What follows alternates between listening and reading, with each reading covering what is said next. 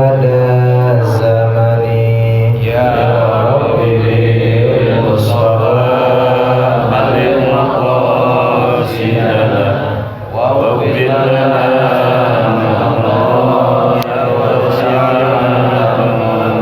منه الدواب فلم تهرب وما وقعت ذبابة أبدا في جسمه الحسن يا ربي المصطفى بلغ مقاصدنا واغفر لنا ما مضى يا واسع الكرم بخلفه كأمام رؤية ثبت ولا يرى أثر بول منه في علن يا ربي المصطفى بلغ مقاصدنا واغفر لنا ما مضى يا واسع الكرم وقلبه لم ينم والعين قد نعست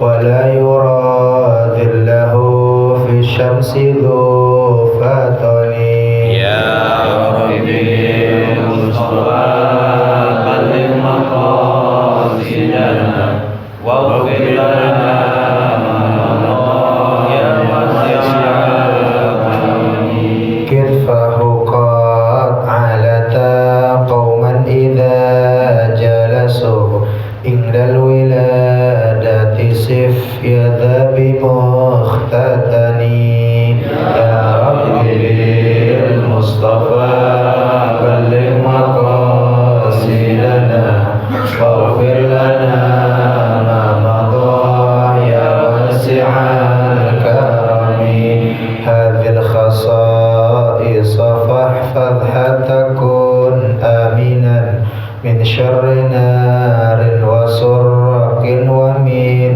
محن يا ربي بالمصطفى بلغ مقاصدنا واغفر لنا ما مضى يا واسع الكرم لي خمسة أطفئ بها حر الوباء الحاطمة المصطفى والمرتضى وابناهما وفاطمة يا ربي بالمصطفى بلغ مقاصدنا واغفر لنا ما مضى يا واسع الكرم يا ربي بالمصطفى بلغ مقاصدنا واغفر لنا ما مضى يا واسع الكرم يا ربي بالمصطفى بلغ مقاصدنا واغفر لنا ما مضى يا واسع الكرم الفاتحة نانية الوضوء والمنقر الصحة أبد النصر وصلاح الجسد والروح وإلى حضرة النبي المصطفى رسول الله محمد بن عبد الله صلى الله عليه وسلم الفاتحة أعوذ بالله من الشيطان الرجيم بسم الله الرحمن الرحيم الحمد لله رب العالمين الرحمن الرحيم مالك يوم الدين إياك نعبد وإياك نستعين اهدنا الصراط المستقيم صراط الذين أنعمت عليهم غير المغضوب عليهم ولا الضالين آمين اللهم صل وسلم على سيدنا محمد الفاتح لما أغلق الخاتم لما سبق الناصر الحق بالحق والهادي إلى صراطك المستقيم وعلى آله وصحبه حق قدره ومقداره العظيم اللهم أخرجنا من ظلمات الوهم وأكرمنا بنور الفهم وافتح علينا بمعرفة العلم وحسن أخلاقنا بالحلم وسهل لنا أبواب فضلك وانشر علينا من خزائن رحمتك يا أرحم الراحمين. Bismillahirrahmanirrahim. Assalamualaikum warahmatullahi wabarakatuh.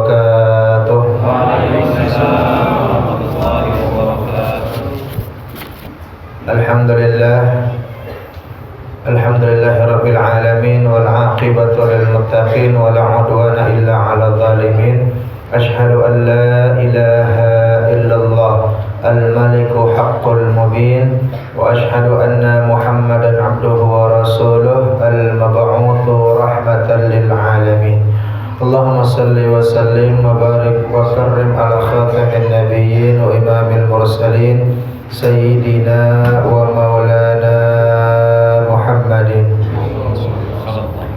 وعلى آله وأصحابه وجنوده وأنصاره ومن دعا بدعوته واستنى بسنته إلى يوم لقاء ربه رب اشرح لي صدري ويسر لي أمري واحلل عقدة من لساني يفقهوا قولي سبحانك لا علم لنا إلا ما علمتنا إنك أنت العليم الحكيم لا حول ولا قوة إلا بالله العلي العظيم حضرة المكرم جميع الأساتذة الفضلاء وجميع الحجاج الكرماء rahimani wa rahimakumullah.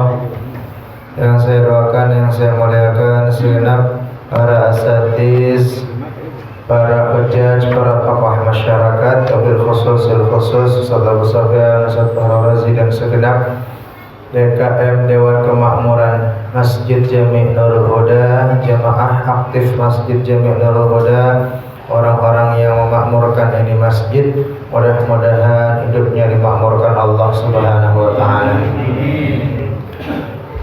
Ma'asyiral muslimin wal muslimat rahimani wa rahimakumullah, mudah-mudahan kita senantiasa dalam sehat walafiat untuk menikmati indahnya ibadah kepada Allah Subhanahu wa taala, dan juga tentu dengan keimanan yang tetap melekat dalam sanubari kita, karena iman kita itu adalah yang lebih mahal dibandingkan emas satu dunia ini. Dalam surah Ali Imran ayat 91, innal ladzina kafaru, sesungguhnya orang-orang yang beriman ketika mereka bersedekah itu zahaban, walaupun sebesar emas satu dunia ini, walau iftada bih, tidak akan diterima oleh Allah Subhanahu wa taala. Jadi fala yuqbal minhu zahabal milkul ardi walau iftada bih, tidak diterima sedekah mereka walaupun sedekahnya sebesar emas satu dunia ini. Jadi karena syarat diterimanya ibadah adalah beriman kepada Allah Subhanahu wa taala. Senantiasa kita jaga agar kita terus menerus di dalam siratal mustaqim. Karena kalau boleh cerita, saat ini masih banyak terjadi kristenisasi di lingkungan wilayah Jakarta sendiri. Dan Jakarta Selatan dan Jakarta Barat ada. Bahkan yang masuk itu sebagai pembuka anak-anak yang lulusan MAN, lulusan ini itu juga katanya. Dengan apa? Dengan Al-Quran yang dipotong-potong ayatnya. Seperti contohnya mereka berdebat kemarin dalam surah Al-Fatihah, ihdinas siratal mustaqim, tunjukkan kami jalan yang lurus. Potong sampai situ tuh. Jalan yang lurus gimana? Coba buka Ali Imran ayat 51. Jalan yang lurus itu ucapannya Nabi Isa alaihissalam. Itu cerita. Jadi sebenarnya jalan yang lurus itu Nabi Isa, berimanlah kepadanya. Udah. Anak-anak kita yang gak kuat imannya sampai segitunya masuk ke dalam agama mereka, karena mereka yakin Al-Quran, oh ternyata Al-Quran nyuruh kita. Jadi bahayanya mereka sudah kristenisasi lewat Al-Quran yang dipotong-potong ayatnya oleh mereka. Ini sekedar dongeng pembuka, mukaddimah yang memang terjadi di tengah-tengah kita. Maka jangan sampai ada anak cucu kita yang keluar dari ajaran Islam. Ma'asyiral muslimin wal muslimat rahimani wa rahimakumullah. Kita alhamdulillah kembali dipertemukan di dalam kajian hadis Mukhtar Hadis An-Nabawi Masjid Ta'lim Nurul Huda. Hadis selanjutnya ini ada di dalam kitab Sahih Muslim. Di dalam kitab Sahih Muslim. Keduanya ini. Hadis yang pertama ini dari Abdullah bin Umar. Itu Abdullah bin Umar itu min abadillah, dari 4 orang sahabat Nabi yang namanya Abdullah.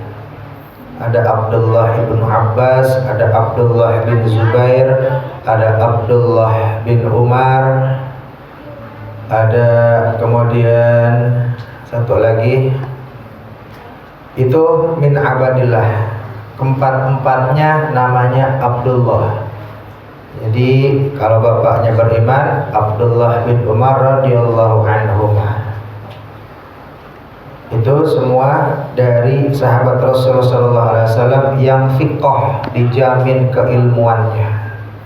Kalau kita sering dapetin hadis, gimana ini? Oh, ini hadis riwayat Imam Bukhari, Imam Muslim. Imam Bukhari, Imam Muslim belajar di mana? Belajar di Imam Ahmad bin Hanbal. Imam Ahmad bin Hanbal belajar kemana? Belajar ke Imam Syafi'i. Imam Syafi'i belajar kemana? Belajarnya ke Imam Malik. Hafal Al-Muwatta. Imam Malik belajarnya ke siapa? Ke Imam Abu Hanifah. Di situ Imam Abu Hanifah dari siapa? An-Nafi', dari Nafi'. Nafi itu adalah muridnya Abdullah bin Umar. Abdullah bin Umar belajar dari langsung Rasulullah sallallahu alaihi wasallam. Hadis ini yang pertama, idza qulta li sahibika ansit yaumal jumu'ah wal imamu yakhtubu fil mudhari' faqad laghauta. Jika kamu katakan kepada temanmu, diamlah di hari Jumat saat khatib sedang berkhutbah, yakhtubu, sedang khutbah nih khatib, ada orang berisik, kita ngomong diam, jangan berisik, maka kamu telah melakukan perbuatan menganggur atau tiada guna. Hadis selanjutnya, mari kita salah, masih dari Sahih Muslim. Ini dari Abu Hurairah radhiyallahu anhu, man igtasala thumma atal jumu'ah fa shalla ma qaddara lahu thumma ansata hatta yafrugha min khutbatihi thumma yusalli ma'ahu ghufira lahu ma bainahu wa bainal jumu'atil ukhra wa fadlu thalathati ayyam. Barang siapa yang mandi lalu berangkat Jumat, kemudian mendirikan sholat semampunya, sholat sunnah, selanjutnya diam mendengarkan khutbahnya imam hingga khutbahnya selesai, kemudian sholat bersama imam, niscaya akan diampuni dosa-dosanya antara Jumat itu hingga Jumat berikutnya, dan ditambah 3 hari lagi. Rawahu Muslim. Wallahu a'lam bishawab. Ma'asyiral muslimin rahimani wa rahimakumullah. Jadi yang pertama kita bahas tentu sebelum Jumat dulu. Sebelum Jumat ini kita disunnahkan untuk mandi. Dalam hadis lain, idza ataqumul jumu'ah, ketika datang hari Jumat pada kalian, falyaktasil, maka hendaklah mandi. Walaupun di situ fi'il amr, kata perintah, tapi di situ hukum mandinya adalah sunnah. Sunnah kita mandi. Mazhabuna, dalam mazhab Imam Syafi'i rahimahullah, disampaikan bahwasanya dibolehkan mandi Jumat, niatnya itu dari pagi hari. Dari pagi hari nih kita mau berangkat kerja hari Jumat nih. Niat pagi itu 5:30, jam 6 mandi, baca niat mandi Jumat, nawaitu ghusla. sunnah Jumu'ah lillahi ta'ala. Saya niat, bahasa Indonesia boleh dah. Saya niat mandi Jumat sunnah karena Allah Ta'ala. Boleh pagi-pagi. Kalau ditanya afdolnya, mana yang lebih afdol, yang lebih utama, mandinya pagi atau mandi sebelum Jumat? Jam 11 dia mandi mau berangkat Jumat. Yang lebih afdol adalah mandi sebelum Jumat.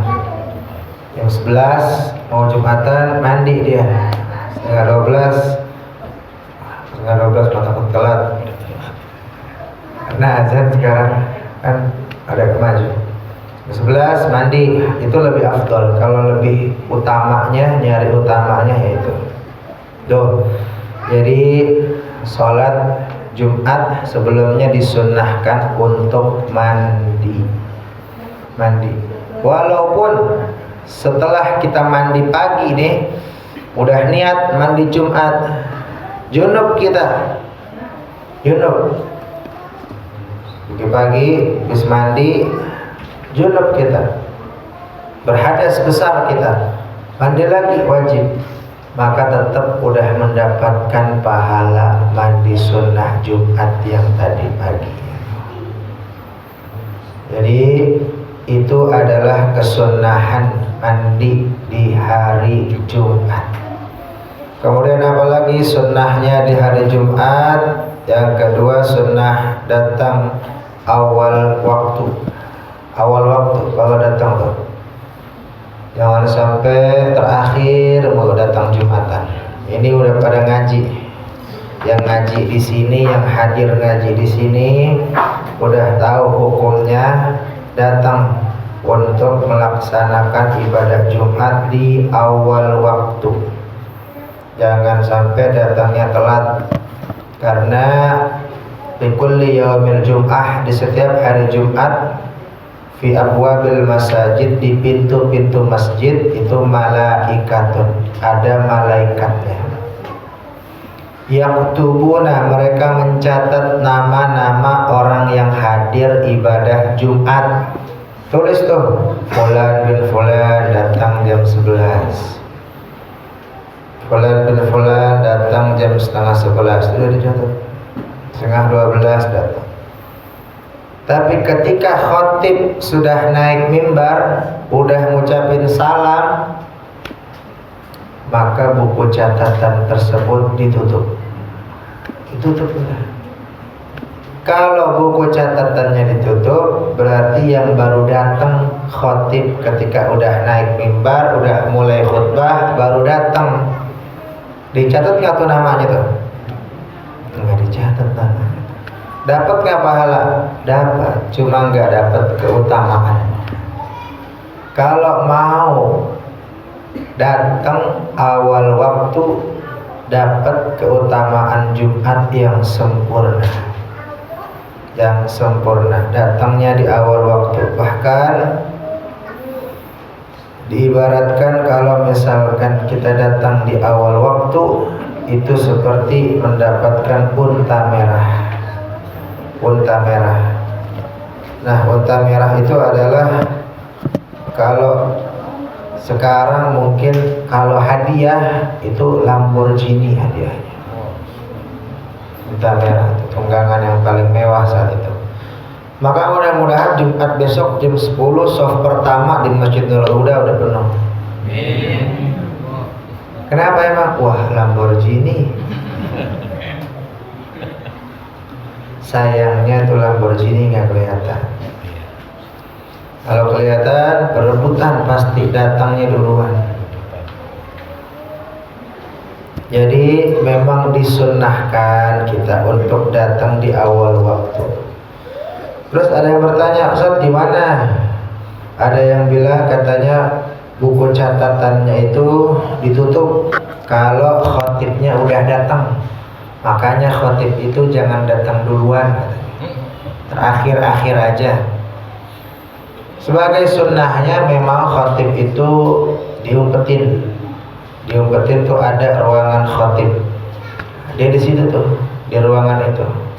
Ketika Bilal sudah innallaha malaikatahu, baru tuh khotib keluar. Itu kalau dapat sunnahnya.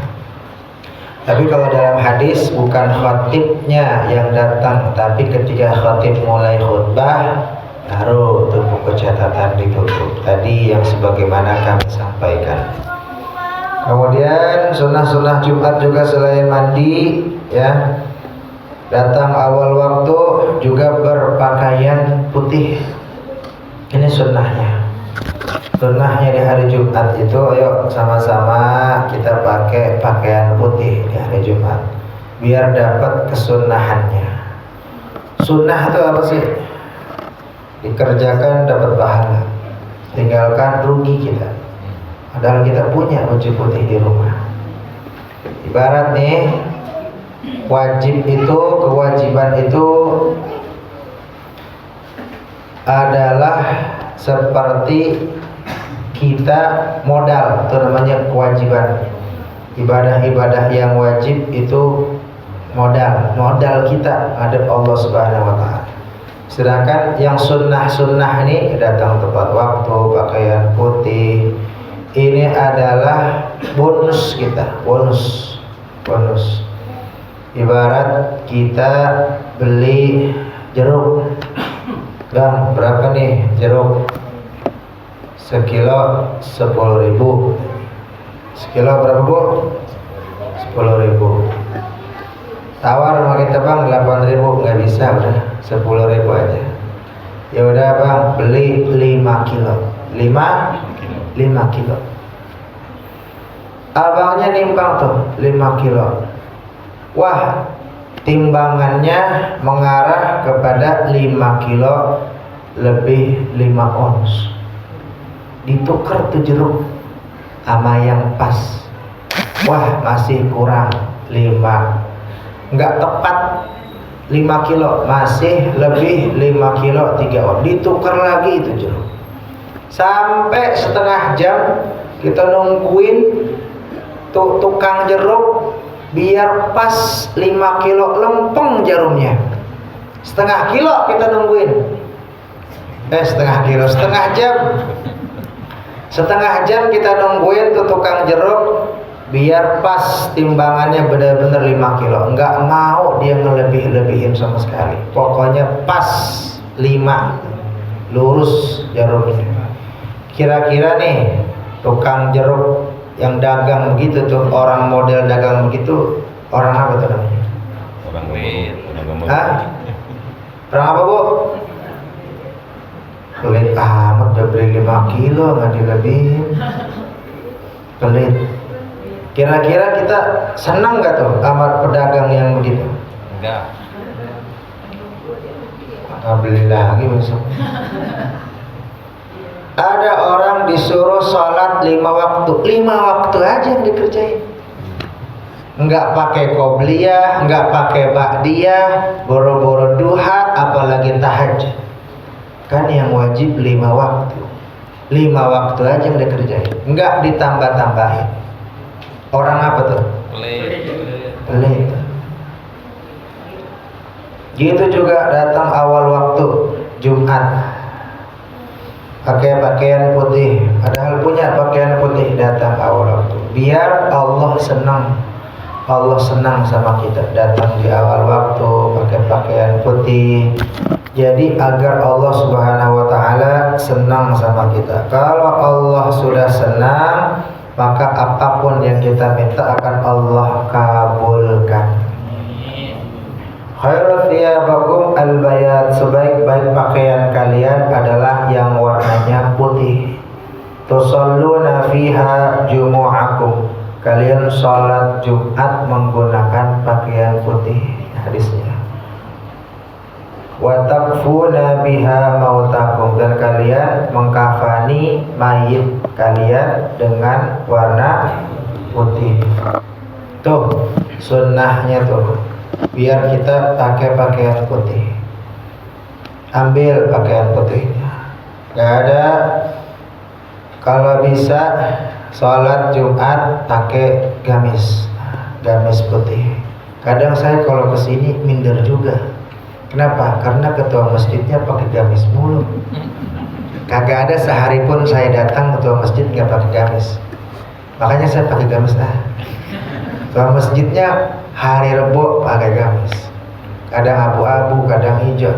Jadi sekarang saya pakai gamis. Kenapa emang? Orang pakai gamis itu tambah kelihatan gantengnya, kelihatan tambah wibawanya. Gamis tuh, pakai gamis.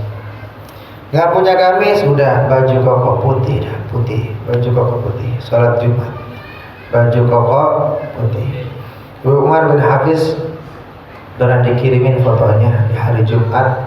Beliau benar-benar ngamalin sunnahnya Rasulullah SAW.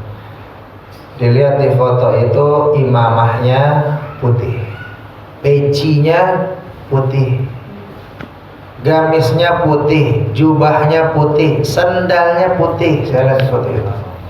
Bahkan saya lihat cincinnya batunya putih, giginya putih, dan hatinya putih. Nah, karena putih semua tuh agar hati kita juga menjadi putih, bersih mudah-mudahan. Karena putih itu warna yang disenangi oleh Allah Subhanahu wa ta'ala.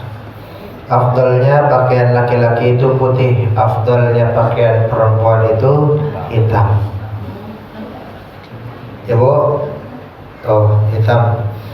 Kemudian juga sunnah-sunnahnya ada taqlimul azfar, potong kuku. Tuh hari Jumat. Sunnahnya potong kuku itu Senin, Kamis, Jumat. Kalau mau dapat sunnahnya, afdalnya Jumat. Sebelum Jumatan. Kalau nggak bisa juga ba'da asar Jumat. Tuh. Itu kita potong kuku, cukur, rapihin kumis, potong bulu ketiak, bulu kemaluan, kita rapihin hari Jumat. Karena hari Jumat itu adalah hari raya bagi umat Islam. Dan sunnahnya juga baca surah Al-Kahfi. Man qara'a surah Al-Kahfi, siapa orang yang baca surah Al-Kahfi hari Jumat atau malam Jumat, hari Jumat atau malam Jumat, maka dia akan disinari cahaya dari Jumat ini ke Jumat berikutnya. Tuh, disunnahkan baca surah Al-Kahfi. Sekarang pelaksanaan Jumatnya. Bagaimana ini cara pelaksanaan Jumatnya? Tsumma atal Jum'ah fa shalla ma qudira. Kemudian dia sholat sunnah, datang ke masjid. Pertama tentu adalah 2 rakaat tahiyatul masjid. 2 rakaat tahiyatul masjid itu amat sangat ditekankan oleh Rasul Sallallahu Alaihi Wasallam. Dan benar nih, ditekankan oleh Nabi Muhammad Sallallahu Alaihi Wasallam. La yajlisanna ahadakum fil masjid hatta yusalli rak'atain. Jangan kalian duduk di masjid sebelum kalian sholat sunnah 2 rakaat. Kelupaan kita, ulama bilang kalau memang kelupaan udah nempel nih belakang sama lantai masjid, udah gugur kesunahan tahiyatul masjid. Karena tadi hadisnya pakai nun taukid, nun sakilah itu, taukidnya taukid sakilah, sangat ditekankan. La yajlisanna. Maka kita disunnahkan baca istighfar, astagfirullah, astagfirullah. Tuh. Sunnahnya datang ke masjid, tahiyatul masjid. Baru kemudian ada sholat sunnah wudu, ada baca Al-Quran dan yang lain sebagainya kita amalin. Sampai tuh khotib datang, kita dengerin ceramahnya. Ketika mendengarkan ceramah, idza qulta li sahibika, kita nggak boleh tuh ngomong, ngajak orang lain supaya diam, dengerin ceramah. Ada anak kecil ngobrol, kita nggak boleh diam dengerin. Lantas gimana? Itu kemungkaran tuh. Anak kecil malah bercanda teriak-teriakan. Maka ulama berpendapat cukup kita dengan isyarat tangan, dipegang aja itu, jangan kita ngomong, diam, asal gini aja. Dipegang dia malah megang lagi, namanya bocah. repot. Jadi memang pengurus masjid sebelum khotib naik mimbar ini MC tekanin banget nih, tekanin. Jangan sampai ada jamaah yang berbicara, main handphone. Dalam hadis bahkan dia main kerikil. Karena kita pakai karpet, nggak ada kerikil lagi. Cuma mainin sejadah digini-giniin, tangan dipletek-pletekin, main handphone. Itu bisa mengurangi keutamaan pahala Jumat kita. Pahala Jumat kita. Jadi yang dimaksud di sini faqad laghauta, sia-sia Jumat kamu. Kalau kamu ngomong diam kepada anak, kepada orang yang ngobrol. Sia-sia di sini, tiada guna di sini, dikurangin keutamaan Jumatnya. Bukannya nggak dapat pahala Jumat, tapi berkurang keutamaan Jumat. Berkurang keutamaan Jumat merupakan sebuah kerugian bagi orang yang beriman. Udah rugi kita dikurangin keutamaannya aja udah rugi. Apalagi dikurangin pahala. Udah rugi banget. Nauzubillah min dzalik. Lantas bagaimana? Nah, diumumin tuh MC, jangan sampai ada orang yang ngobrol ketika khotib Jumat. Tapi MC-nya bilang gimana Ustaz? Orang MC naik, jamaah belum pada datang. Jamaahnya belum pada datang. Jadi memang di masyarakat kita cara menyadarkannya ya lewat taklim atau lewat khutbah Jumat. Sampaikan keutamaan Jumat, bahwa Jumat itu khotib sedang berkhutbah, bukan ceramah Ramadan. Kalau ceramah mereka di luar, habis ceramah mulai tarawih baru masuk, gak apa-apa. Tapi kalau khutbah itu harus benar-benar diperhatikan dari salamnya sampai turunnya khotib, karena termasuk merupakan keutamaan ibadah Jumat. Sama seperti Idul Fitri, Idul Adha, kita dengerin tuh biar mendapatkan fadilah, keutamaannya. Jadi bagaimana selanjutnya kalau memang pengurus masjid udah mulai Jumat dia colek, malah colek lagi. Khotib ngingetin jamaahnya boleh enggak? Kalau khotibnya boleh. Dalam kitab Nailul Autar ada sahabat Rasul Sallallahu Alaihi Wasallam. Rasul lagi khutbah nih, datang ke sahabat main duduk aja, nggak tahiyatul masjid, nggak qobliyah Jumat. Maka Rasul tanya, as-sholaita, apakah kamu udah sholat? Maksudnya udah sholat tahiyatul masjid? Lama ya Rasul, belum ya Rasul. Sholat dan diringkas sholatnya, sudah diringkas, diringankan. Buru-buru itu, jangan malah dilamain karena udah mendengar khutbah Jumat. Jadi keutamaan qobliyah Jumat juga besar. Ketika kita datang, namanya kalau nggak salah sebelum khotib naik mimbar itu MC bilang, kalau yang azannya sekali itu MC bilang, Jumat sudah masuk, mari kita mengambil keutamaan qobliyah Jumat. Sholat qobliyah Jumat dulu, baru deh Bilal. Nah, ketika Bilal pun sebenarnya bukan innallaha wa malaikatahu yusholluna 'alan nabi aja, tapi harus baca hadis ini nih. Idza qulta qala Rasulullah sallallahu alaihi wasallam. Rasulullah SAW bersabda, idza qulta li sahibika ansit yaumal jum'ah wal imamu yakhthub faqad laghauta. Ketika kalian berbicara kepada teman kalian, diamlah di hari Jumat sedangkan khatib sedang berkhutbah, maka keutamaan Jumat kalian berkurang. Sampai itu MC baru imam khatib memulai khutbahnya. Tuh. Jadi sangat-sangat diperhatikan agar DKM dan jamaah juga memperhatikan. Jadi boleh hukumnya tuh khatib yang memperingatkan jamaahnya, tapi jangan terlalu marah-marah juga. Jamaah mohon diam, anak-anak di atas dah. Khatib juga itu. Karena Rasulullah SAW pernah ditanya sama Badui, orang Arab Badui, Rasulullah SAW, ya Rasulullah halakatil amwal, ya Rasul harta-harta udah habis ini, kita kekeringan ya Rasul. Jumat tuh Rasul lagi khutbah, tuh Arab Badui bilang kita udah kekeringan ya Rasul, nggak ada lagi harta benda. Rasul bukan bilang diam, duduk, enggak. Tapi Rasul angkat tangannya, Allahumma skina, Allahumma skina, diangkat tangannya tuh, nggak turun tangannya, kata Abdullah bin Abbas, sampai aku melihat gumpalan awan dari belakang Rasul Sallallahu Alaihi Wasallam.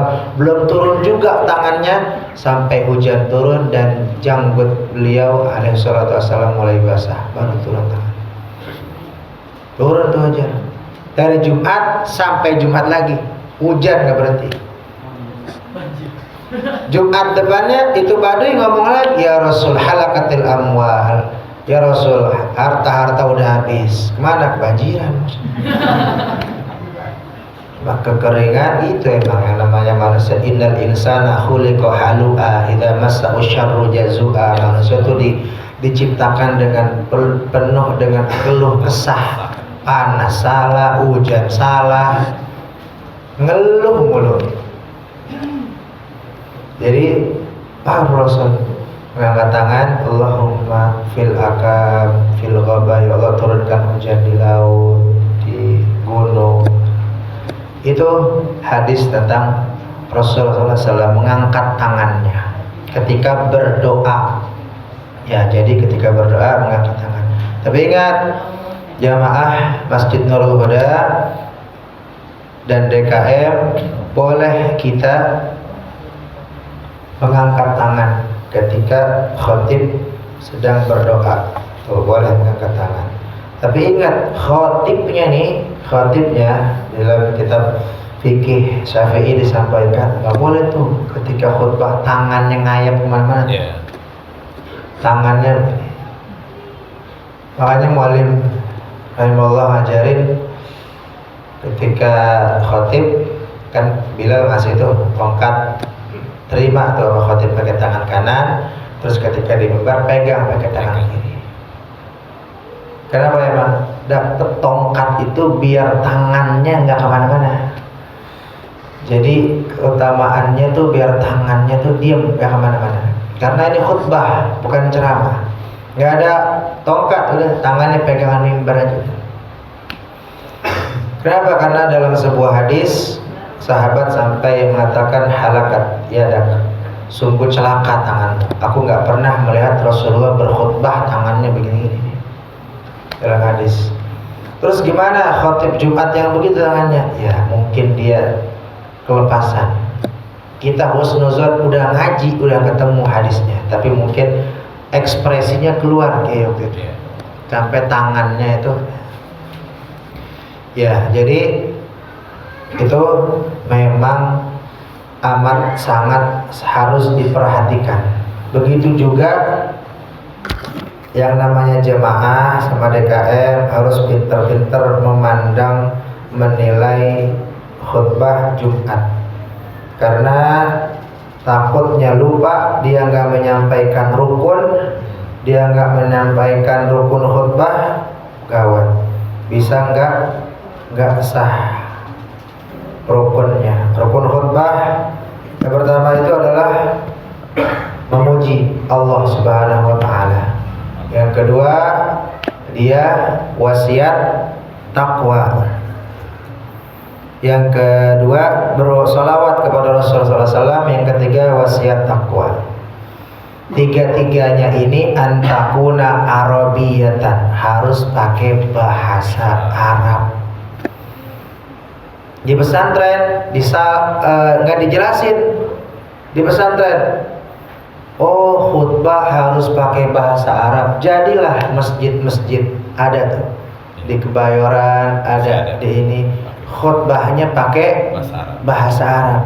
Padahal yang disunahkan bahasa Arab yang tadi tuh, alhamdulillahnya, sholawatnya, sama wasiat takwanya pakai bahasa Arab. Udah gitu, kemudian yang keempat adalah membaca satu ayat yang mudah dimengerti, full satu ayatnya. Jangan cuma ittaqullah, baca ayat gitu doang tuh. Baca satu ayat full agar dipahami jamaah. Kemudian yang kelima, mendoakan kaum muslimin muslimat. Itu jamaah dan DKM harus boleh tambih itu artinya ngingetin. Ketika khatibnya lupa baca rukun, kita ngomong enggak, tapi cuma ngetok doang.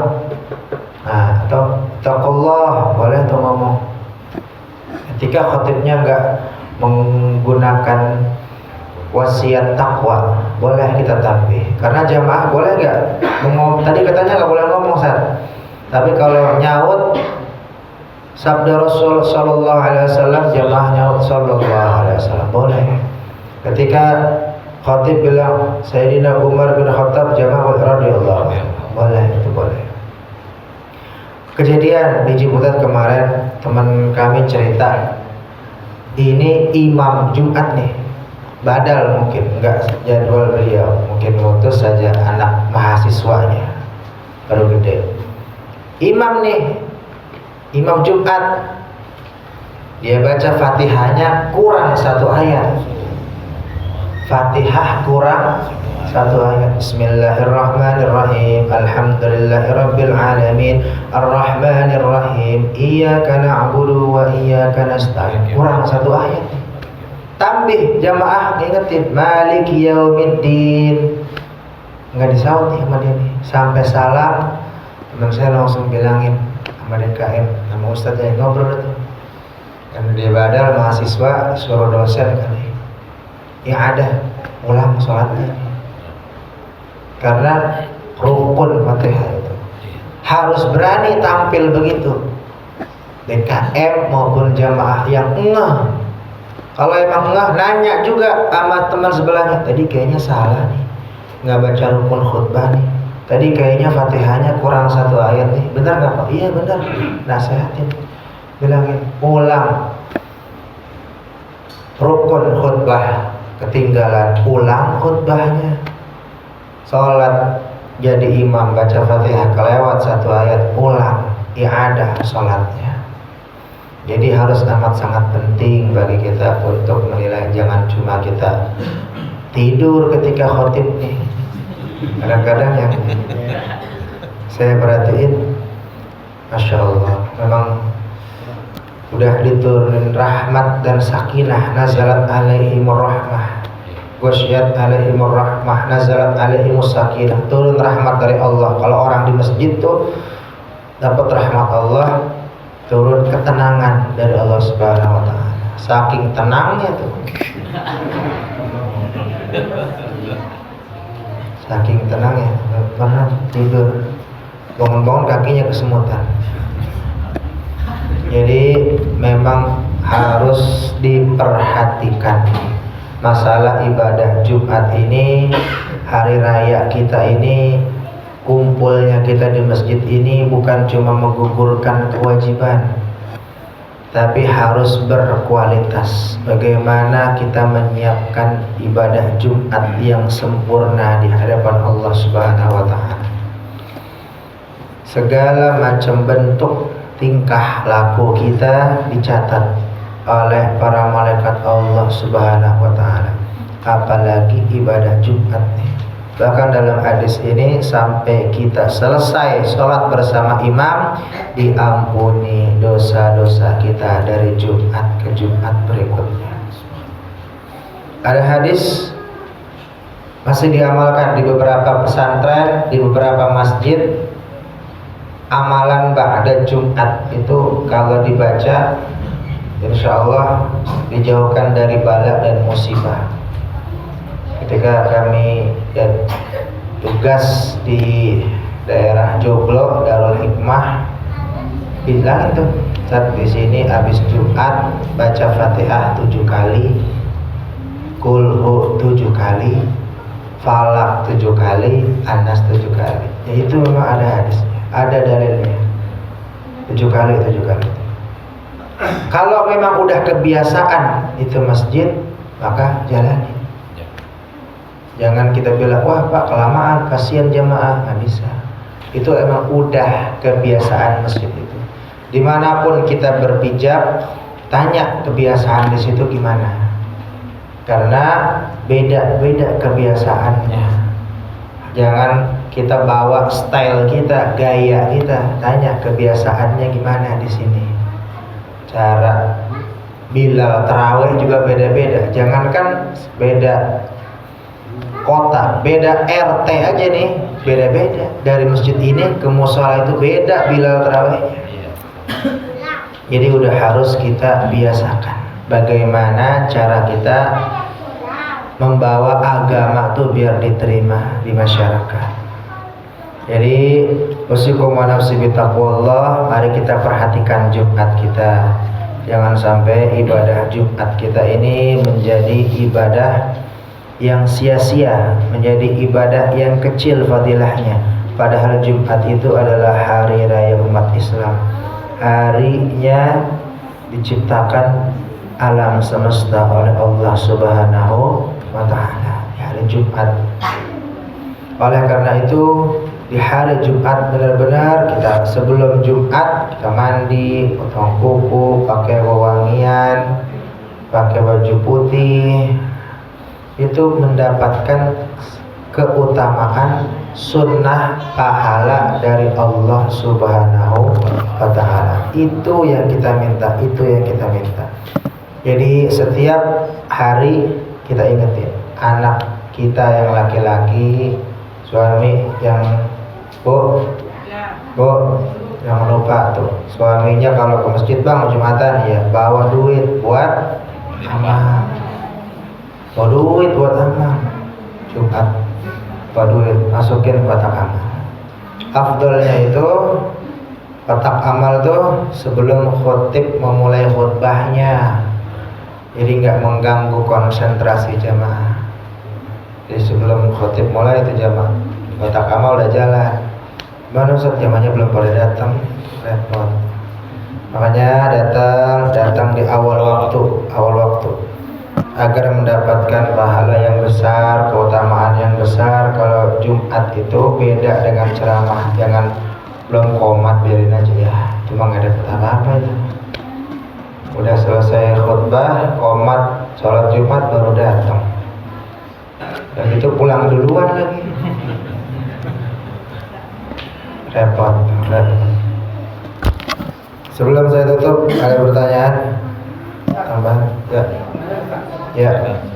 Kalau ustadznya lagi ceramah, itu bakul jalan gimana? Kotak infak. Itu jalan. Iya, iya. Itu sering saya lihat itu di masjid Al-Ikhlas Nabang Bloki. Iya. Jadi tadi kami sampaikan kalau cari keutamaannya itu kotak infak bakul itu sebelum khatib memulai. Tapi ternyata jamaah belum pada datang. Makanya pengurus bingung mau bayar khatib, mau bayar listrik gimana nih. Kalau yang nggak ketakutan ditaruh aja kotak di pintu keluar. Udah, bismillah. Pertama gini Ustaz, orang lagi rame itu, Ya. minta pakai bakul, ya kan? Barang bakul begini, udah sedikit naik, drama kan? Jalan begini, setiap saat sampai ke belakang, itu 10 saat lebih. Ya. Ya, jadi kalau mau cari afdalnya tadi sebelum khatib memulai. Lantas bagaimana kalau yang model begitu tuh? Maka berkurang keutamaan Jumatnya karena berkurang konsentrasi jamaahnya untuk mendengarkan khatibnya. Ya. Jadi afdalnya sebelum khatib memulai khutbah. Kalau yang begitu berkuranglah keutamaannya. Ustaz, kalau khotib itu kan menyampaikan hanya 2 perintah dan larangan. Ya. Sehingga kalau andai kata banyak nyinggung-nyinggung ke politik, sehingga khutbahnya itu terlalu lama gitu. Dan begitu masuk melaksanakan sholat Jumat 2 rakaat karena di khutbahnya udah terlalu lama, akhirnya sholat Sholat Jumatnya itu dipakai ayat-ayat itu istilahnya yang ringan karena terlalu lama. Ini abdolnya yang bagaimana? Iya. Ya, jadi memang min afqahir rijal, di antara tanda-tanda orang yang fakih, ngerti fikih dia, paham fikih, orang itu memendekkan khutbah, memanjangkan sholat. Jadi kalau ada khotib yang khutbahnya lama, sampai politik lah dibahas, apalagi sampai nyebut nama tokohnya, jadi itu bukan di antara orang yang ahli fikih. Sedangkan orang yang ahli fikih itu amat sangat paham dalam fikih itu meringkas khutbah, memanjangkan sholat. Kenapa emang harus diringkas khutbahnya? Karena kalau kebanyakan ucapan itu adalah bagian dari sihir. Sihir yang maksud di sini adalah biar terpesona. Wah, khutbahnya, kata-katanya, bukan sihir ilmu magic. Tapi memanjangkan khutbah itu makruh, tidak disukai oleh Rasulullah SAW. Makanya setiap masjid biasanya tuh setiap masjid ditaruh nih di mimbar khutbah Jumat maksimal 15 menit. Itu udah sama khutbah kedua, bukan baru mukadimah 15 menit. Jadi itu memang udah harus kita ingetin, jangan lama-lama. Yang tadi saya sampaikan, kalau mau lama bahasnya dalam pengajian, dalam majlis. Kalau khutbah itu sebentar. Ringkas khutbahnya. Min afqahir rijal, dari diantara tanda-tanda orang yang paham ilmu fikih, meringankan khutbah, memperpanjang sholat. Afdalnya sholat, rakaat pertama Jumu'ah, rakaat kedua al-munafiqun, gak hafal al-a'la, kedua al-ghasyiyah, gak hafal juga kulu. Mundur ganti ketua masjidnya aja yang imam. Ya cukup ya Pak. Jadi mulai Jumat besok udah harus datang awal waktu, pakai pakaian putih, pakai minyak wangi, gunting kuku, jangan lupa sebelumnya mandi biar mendapatkan keutamaan Jumat yang sempurna. Demikian, mohon maaf apabila ada kekurangan khilafan. In uridu illa al-islah mastata'tu wa ma taufiqi illa billah, alaihi tawakkaltu wa ilaihi unib. Subhanakallahumma wa bihamdika asyhadu an la ilaha illa anta astaghfiruka wa atubu ilaik. Allahumma waffiq ila aqwamit thoriq. Assalamualaikum warahmatullahi wabarakatuh.